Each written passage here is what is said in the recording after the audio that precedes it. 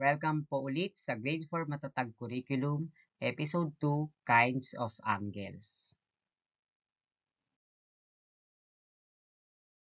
Angles are classified based on their measurement.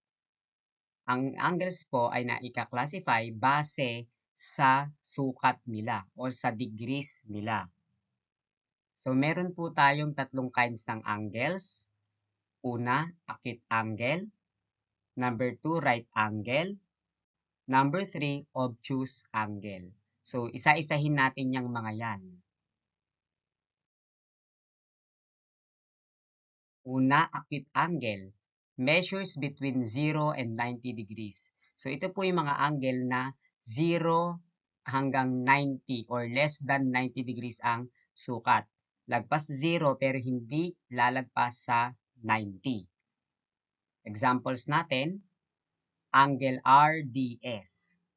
So, ang measurement nito ay 35 degrees. So, nasa pagitan siya ng 0 at 90. So, acute angle yan. Another, angle M.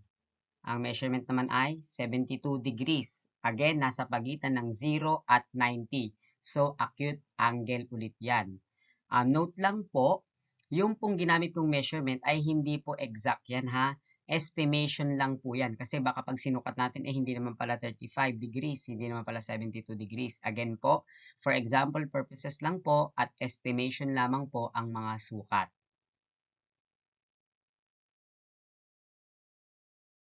Number 2, right angle.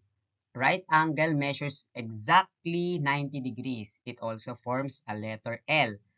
Ang right angle ay exact 90 degrees ang sukat at para siyang letter L. Examples, angle DAY. So, ang measurement niya ay 90 degrees. So, right angle yan. Angle LOT, 90 degrees din at yan ay right angle. So, kung mapapansin niyo naman, yung angle LOT parang baliktad na letter L naman siya. So, pasok pa rin yan sa right angle kasi 90 degrees ang kanyang measurement. Example number 3 or classification number 3 is obtuse angle. Measures between 90 degrees and 180 degrees. So, ito naman yung mga angles na mas mataas sa 90 degrees pero mas mababa sa 180 degrees. Examples, angle LAD. So, ito naman ay 95 degrees. So, mas mataas siya sa 90, mas mababa sa 180. So, obtuse angle yan. Angle CAT, 125 degrees. Again, mas mataas sa 90, pero mas mababa sa 180. Yan ay obtuse angle. So, tandaan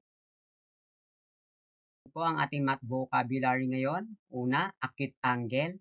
Measures between 0 and 90 degrees. So, mas mataas sa 0 pero mas mababa sa 90. Right angle measures exactly 90 degrees. So, exactly 90 degrees, sakto. Walang labis, walang kulang.